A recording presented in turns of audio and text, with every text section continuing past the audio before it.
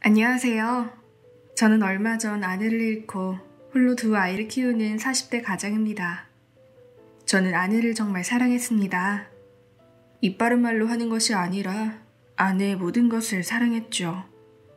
하지만 아내는 비정한 부모, 타고난 운명에 휘말려 일찍 세상을 떠나고 말았습니다.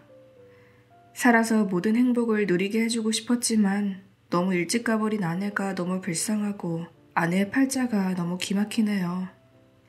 이는 사람들에게는 이야기할 수 없지만 죽은 아내에게 조금이나마 위로가 되길 바라며 사연을 올립니다. 저와 아내는 대학교에서 만났습니다. 같은 대학교, 같은 과를 다니던 우리는 별다른 계기도 없이 자연스럽게 서로에게 끌렸죠. 아내는 민들레처럼 예쁜 사람이었습니다. 저보다 3살 어렸지만 순수하고 소박한 모습에 끌려 사귀게 되었고 대학을 졸업한 후 회사를 다니며 결혼하게 되었습니다. 그런데 그렇게 꽃같이 예쁘던 사람에게도 힘든 과거가 있었더군요. 결혼 전에는 그저 예쁘게만 자란 사람인 줄 알았는데 막상 결혼하고 보니 아내는 부모님과 사이가 좋지 않았습니다. 사실 정확하게는 부모님이 아내를 싫어하더군요. 대체 어떤 부모가 자식을 키워놓고 사랑하지 않는지 이해가 되질 않아 아내에게 사정을 물었고 아내는 힘겹게 자신의 과거에 대해 이야기했습니다.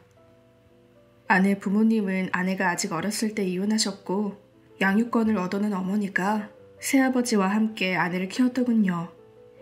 장모님은 아내 친아버지가 다른 여자와 눈이 맞아 아직 어렸던 아내까지 버리고 도망갔다며 앞으로 친아버지 얘기는 꺼내지도 말라고 엄포를 놓으셨다더군요. 그리고 얼마 지나지 않아 지금의 장인어른이신 새아버지가 오셨고요. 그때부터 장모님은 새아버지를 아버지라고 부르라고 아내에게 시켰더라고요. 그래서 아내는 순순히 장모님의 말씀을 따랐다고 합니다. 당시 아내는 나이가 너무 어려 부모님들 사이에 무슨 일이 있었는지 잘 모른다더군요.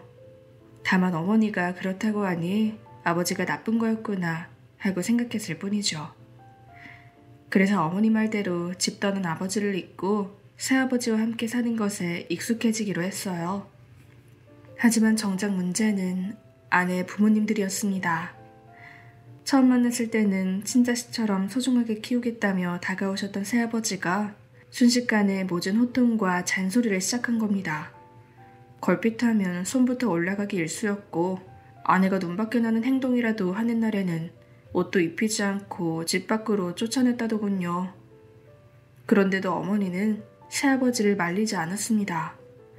오히려 너 때문에 내 팔자가 이 모양 이 꼴이 됐다며 더 구박하셨더라고요. 아내의 과거를 듣고 나니 사랑스럽게만 보였던 아내가 너무나 애처로웠습니다. 한편으로는 고맙기도 했죠. 그토록 구박을 받으면서 살아왔는데도 너무 예쁜 사람이 되어주었으니까요. 하지만 시련을 이겨내고 제게 와준 아내에게 고마운 마음이 든 만큼 장인 장모님에게는 분노가 일었습니다. 결혼식을 올릴 당시에도 사소한 예법이나 예물에 온갖 잔소리와 참견을 하며 사사건건 어깃장을 놓는 통에 감정이 상해했었는데 어린 아내를 구박해왔다는 사실까지 알게 되자 도저히 참을 수가 없었습니다. 그래서 아내에게 당장 차고와의 관계를 끊자고 말했어요. 어차피 출가 외인이라는데 그런 척을 하면 더 어울려봐야 좋을 것이 없다고 생각했기 때문입니다. 하지만 아내는 그런 저를 말렸어요. 아무리 그래도 자신을 키워준 부모님이신데 자식된 도리로 그럴 순 없다면 말이죠. 정말 어디까지 착한 사람인지. 지금까지 있었던 일을 생각하면 처가가 있는 쪽으로 고개도 돌리고 싶지 않았지만 아내 부탁 때문에 참았습니다. 하지만 그런 저희의 사정을 모르는 장인 장모님은 결혼하기 전보다 더 저희 부부를 괴롭혔습니다. 딸 자식이 무슨 저금통이라도 되는 것처럼 온갖 핑계를 대며 돈을 뜯어가더라고요. 친구들과 모임이 있는데 체면은 차려야 하지 않겠냐며 다른 딸들은 말하지 않아도 알아서 다 해주는데 너는 말을 해도 이 모양이냐며 돈을 뜯어가면서도 온갖 비난을 퍼부었죠. 처음에는 저도 몰랐습니다. 맞벌이를 하기도 했고 번 돈을 각자 관리했거든요. 그러던 어느 날 처음으로 아내가 제게 돈을 좀 달라고 하더군요. 안정된 직장에 월급도 적지 않은 데다 평소 씀씀이도 알뜰한 아내가 갑자기 왜 그러나 싶어서 사정을 물었더니 장인어른이 무슨 투자를 하는데 돈이 필요하다며 보내달라고 했다는 겁니다. 결혼 후에도 뭐 하나 도와준 것 없이 뜯어가기만 한 처가였지만 아내의 간절한 부탁에 얼마가 필요하냐고 물었죠. 그랬더니 세상에 장인어른이 달라고 한 금액이 무려 5천만 원이더군요. 5천만 원이 무슨 개 이름도 아니고 우리를 살림하는 처지에 그런 큰 돈이 어디서 나나요? 승진한 아내는 그래도 아버지가 필요하시다는데 어떻게 무시하냐며 자기가 어떻게든 마련해보겠다고 하더라고요. 순간 화가 머리끝까지 치밀어 오르더군요. 그래서 곧바로 처가를 찾아가 장인어른을 만났습니다. 지금까지는 참았습니다만 이건 너무 하시는 거 아니에요? 5천만 원이라뇨. 대체 그 돈은 어디에 쓰시려고요? 그걸 자네가 알아서 뭐하게? 내가 다 필요하니까 달라고 하는 거 아닌가? 달라고요? 빌리는 것도 아니고요. 딸이 무슨 은행입니까? 돈 맡겨놓으셨어요? 내가 그동안 걔한테 드린 돈이 얼만데 친딸도 아닌데 이만큼 키워줬으면 자격 있는 거 아닌가? 키워요? 그게 키우신 겁니까? 어린애를 때리고 집 밖으로 내쫓은 게 키우신 거냐고요. 저는 그 돈 못 드립니다. 아니, 앞으로 집사람에게 돈 달라는 말씀 하지 마세요. 네가 무슨 권리로? 내가 내 딸 키운 값을 받겠다는데 네가 무슨 권리로 막아? 막말로 너 결혼할 때 우리한테 해준 거라도 있어? 곱게 키운 딸 데려갔으면 처가에 보답을 해야 될 거 아니야? 제대로 사이돌이도 안 한 주제에 어디서 큰 소리야. 정말 어처구니가 없더군요. 딸 키워서 팔아먹는 것도 아니고 보답을 하라니. 게다가 더욱 화가 나는 것은 장모님의 태도였습니다. 자네, 지금 딸아이가 시켜서 이러는 건가? 걔가 돈 주기 싫대? 장모님, 그런 말씀이 아니지 않습니까? 아무리 키워주신 부모님이라지만 정도라는 게 있잖아요. 뭐? 정도? 내가 내 딸 키워서 보답 좀 받겠다는데 그게 뭐 어떻다는 말인가? 그게 부모의 당연한 권리지. 두 분의 태도는 상식적인 부모의 태도가 아니었습니다. 마치 아내를 집에서 키우는 가족 대하듯 대하고 있었으니까요. 저는 더 이야기할 필요를 느끼지 못하고 자리에서 일어났습니다. 두 분께 딸 키워주신 보답은 지금까지 충분히 한 것 같습니다. 앞으로 돈 달라고 연락하실 거면 연락하지 마세요. 그리고는 곧장 처가를 나왔죠. 집에 돌아오니 아내가 휴대폰을 두 손으로 쥔 채 초조한 얼굴로 기다리고 있더군요. 제가 돌아오는 사이 장인 장모님이 아내에게 전화를 했던 것 같았습니다. 저는 초조해하는 아내에게 자초지종을 이야기한 뒤 앞으로도 돈 달라는 전화가 오면 싹 무시하라고 얘기했습니다. 아내는 제 말에 고개를 끄덕이면서도 여전히 불안해하고 있는 것 같았습니다. 저는 그런 아내를 꼭 안아주며 당신은 이제 장모님의 딸이기 전에 제 아내라고 이야기했습니다. 이제는 제가 지켜주겠다고 말이죠. 그제 아내는 조금 안심하는 것 같더군요.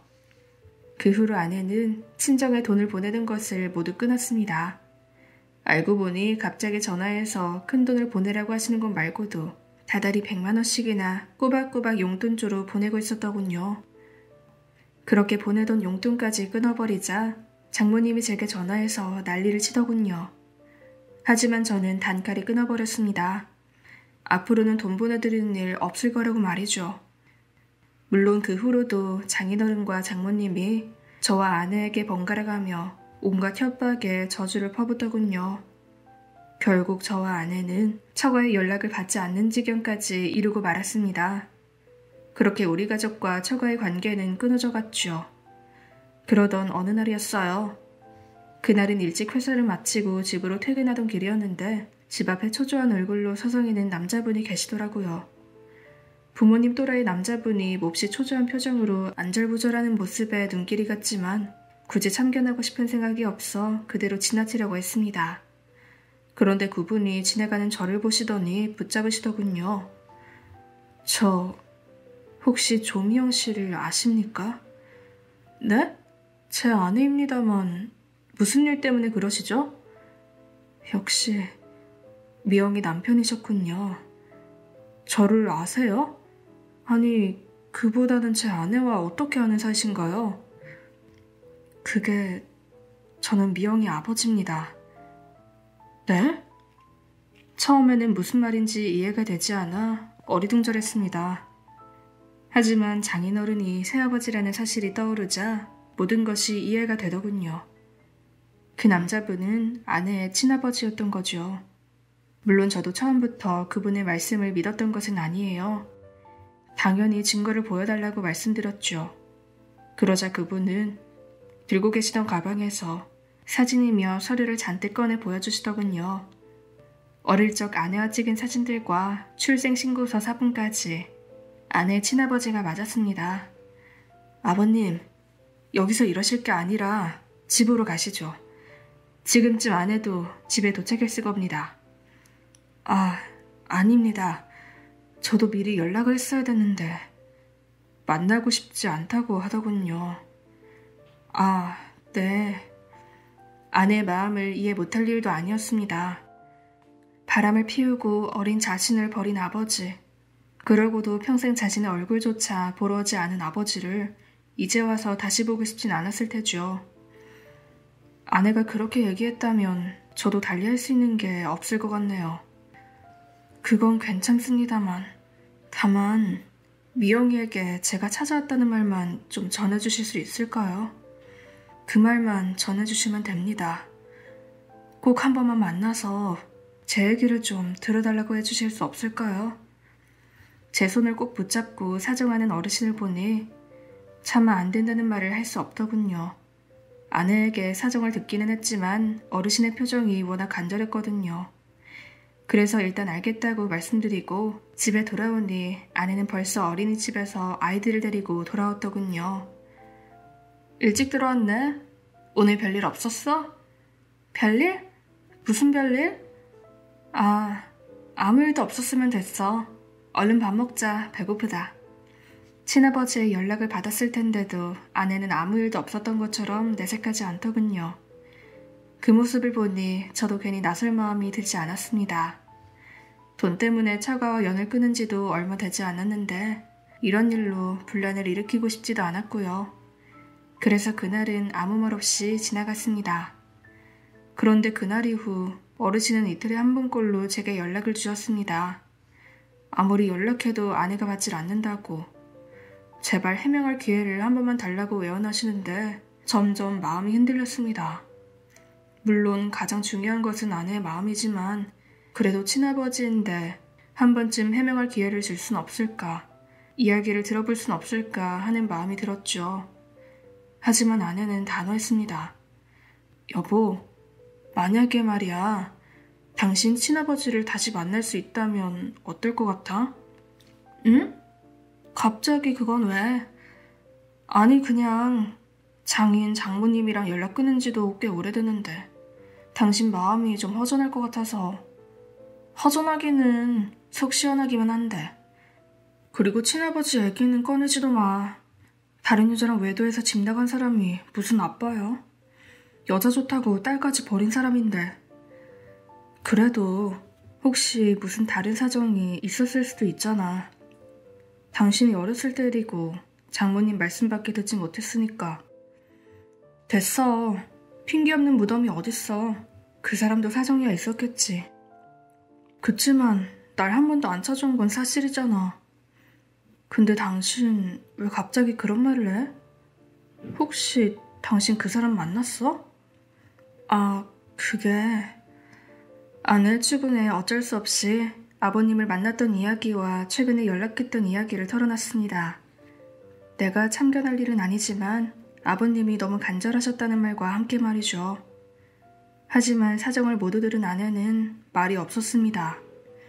표정을 보니 조금은 갈등을 하는 것 같더라고요. 그래서 아내를 조금 더 설득했죠. 그래도 친아빠인데 마지막으로 한 번이라도 생각하고 이야기를 들어줄 수 있지 않겠냐고 말이죠. 그러자 아내도 점점 흔들리는 것 같았습니다. 그래, 엄마 말만 믿을 수 없으니까 아빠 말도 들어보는 게 공평하겠지. 알겠어. 당신 봐서라도 조만간 한번 만나볼게. 결국 아내는 제 설득에 못 이겨 아버지를 만나겠다고 하더군요. 지금 생각해보면 제가 왜 그렇게까지 아내를 설득했는지 모르겠어요. 아내의 친아버지라고 해도 고작 며칠 전에 만난 모르는 사람일 뿐이었으니까요. 하지만 제 손을 붙잡은 아버지의 손과 얼굴 표정이 너무 마음에 걸렸던 것 같아요. 하지만 아버님은 아내를 만나지 못했습니다. 아내가 만나지 않은 것이 아니었어요. 아내가 갑작스럽게 세상을 떠나버렸습니다. 정말 어처구니 없는 사고였죠. 저녁 무렵 간식거리를 사러 편의점에 나갔다가 음주운전 차량에 치여 허망하게 세상을 떠났으니까요. 하늘이 무너지는 것 같았습니다. 그 어려움 속에서도 그렇게 예쁘던 사람이 민들레처럼 아름답던 아내는 떠날 때도 민들레 홀씨 흩어지듯 그렇게 허망하게 떠나버리더군요. 아내 장례식은 무슨 정신으로 치렀는지도 모르겠습니다. 그저 옆에 있는 사람이 시키는 대로 몸만 움직일 뿐이었죠. 제가 잠시 정신을 차린 것은 장인 장모님이 오셨을 때뿐이었어요. 두 분은 오자마자 조문도 하지 않고 제게 사망보험금은 어떻게 됐냐며 추궁하시더군요. 애 앞으로 보험 들어놨지? 사망보험금도 꽤 될 텐데 우리도 지분 있는 거 아니야? 장모님의 말을 듣는 순간 눈이 뒤집히고 말았습니다. 어떻게 자신의 친딸이 죽었는데 보험금부터 찾을 수가 있는지 이해가 되지 않았습니다. 순간 화를 이기지 못하고 닥치는 대로 집어던졌습니다. 당장 나가. 당신들은 부모도 아니고 조문할 자격도 없어. 당장 나가라고. 장인 장모는 자신들이 무슨 잘못을 했냐며 오히려 화를 내더군요. 하지만 대화를 통해 대충 상황이 어떤지 알게 된 주변 사람들이 두 사람을 장례식장 밖으로 쫓아냈습니다. 장례식이 끝나고 저는 곧바로 휴직계를 내고 회사를 쉬었습니다. 정말 아무것도 할 수가 없었거든요. 아침에 눈을 뜨면 아이들만 간신히 챙겨서 어린이집에 보내고 혼자 멍하니 집에 앉아 있었어요. 가끔은 밑도 끝도 없이 화가 나서 아리따운 아내를 데려간 하늘에 대고 욕을 퍼붓기도 하고 그러다가 갑자기 아내가 없는 세상을 원망하며 하염없이 눈물을 흘리기도 했죠. 그러다 아파트의 창문을 내려다보며 해선 안 될 생각까지 했습니다. 하지만 그런 저를 붙잡아준 것은 두 아들이었습니다. 아내마저 없는데 저까지 잘못되면 우리 아이들을 돌봐줄 사람이 없으니까요. 그렇게 간신히 정신을 차려갈 때쯤 아내 친아버지에게서 연락이 오더군요. 이제는 세상에 없는 아내를 대신해서 제가 그분과 만났습니다.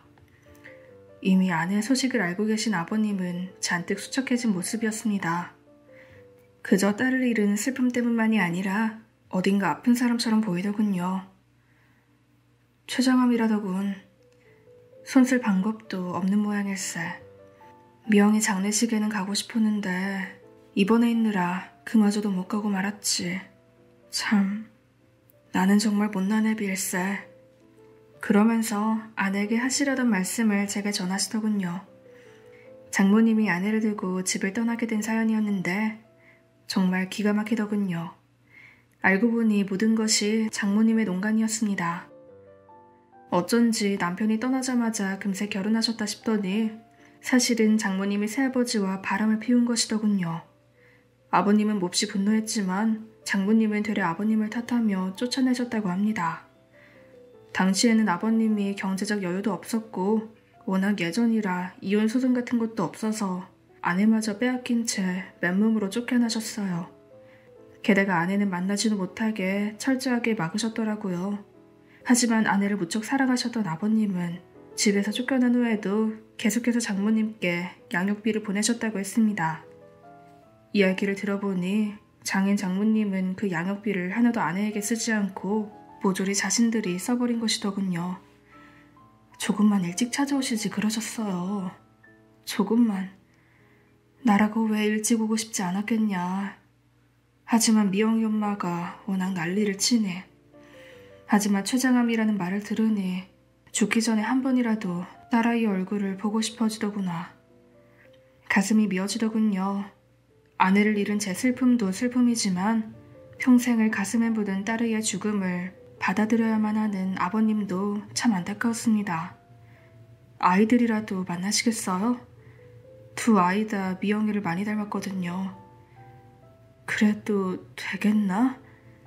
그럼요. 아내도 그걸 바랄 겁니다. 저는 아버님을 모시고 집으로 갔습니다. 물론 아이들은 어리둥절해 하더군요. 외할아버지가 2명이냐면서 고개를 갸웃거렸죠. 하지만 아직 어린 아이들이라 구구절절한 설명을 하지 않아도 금세 엄마와 많이 닮은 아버님을 받아들여줬습니다. 아버님은 편찮으신 몸으로 아이들과 놀아주며 내내 흐뭇한 미소를 머금고 계시더군요. 아이들도 뭘 아는 것처럼 할아버지 괜찮아? 를 연발하며 아버님을 챙겼습니다. 그 모습을 보고 있자니 저도 모르게 눈물이 나더군요. 먼저 하늘로 떠난 아내가 이런 모습을 보기를 얼마나 원했을지 생각하니 가슴이 미어지는 것 같았습니다. 그렇게 아이들과 만난 아버님은 그 후로도 종종 저희 집을 찾으셨습니다. 오실 때는 항상 아이들의 옷과 장난감 그리고 간식거리를 잔뜩 사가지고 오셨죠. 아이들은 그런 할아버지를 손꼽아 기다렸습니다. 진짜 할아버지는 언제 오시냐고 늘 제게 묻더군요. 아이들이 그렇게 부르더라는 말씀을 들으면 아버님은 웃는지 우는지 알 수 없는 표정이 되곤 하셨습니다. 하지만 그런 시간은 그리 길지 않았습니다. 췌장암 말기셨던 아버님은 결국 몸도 가누지 못하실 정도가 되어 병원에 입원하셨고 얼마 지나지 않아 돌아가셨습니다. 장례식장에서 아이들이 그렇게 울더군요. 저는 짧은 시간에 2번이나 죽음을 겪은 아이들의 마음을 달래야만 했고요. 그렇게 장례식장에 앉아있는데 누군가 제게 다가와 봉투 하나를 건네더군요. 이게 뭔가요? 대표님의 유언장과 상속 내용입니다. 네? 그게 무슨... 제게 봉투를 건네준 사람은 변호사였습니다. 아버님은 장모님께 매몰차게 쫓겨나신 후 악착같이 돈을 버셨다고 하더군요. 언젠가 아내를 만났을 때 떳떳한 아버지가 되기 위해서였죠. 그렇게 사업을 키우셨고 돌아가시기 전에는 제법 규모 있는 중소기업의 대표가 되셨던 겁니다. 이건 대표님의 사망보험금이고 이건 대표님이 상속하기로 하신 유산입니다. 하지만 아버님이 이걸 왜 제게... 대표님의 뜻이었습니다. 뒤늦게 찾은 사위에게 꼭 물려주고 싶다고 하셨죠. 저는 떠나간 아내와 아버님을 생각하며 다시 한번 눈물을 흘릴 수밖에 없었습니다. 그 일이 있고 난 후 벌써 1년이 지났네요. 아직도 문득문득 떠나간 아내와 아버님이 생각납니다. 하지만 슬픈 마음은 접어두고 지금은 열심히 2 아이를 키우며 살아가고 있습니다. 아버님이 물려주신 유산은 쓰지 않고 은행에 넣어두었죠. 그 돈은 제게 주신 것이 아니라 아내와 우리 아이들에게 주신 거라고 생각했거든요. 아이들이 자라면 고스란히 전해줄 생각입니다. 모쪼록 저와 저희 아이들에게 힘내라고 응원 부탁드립니다. 긴 사연 들어주셔서 감사합니다.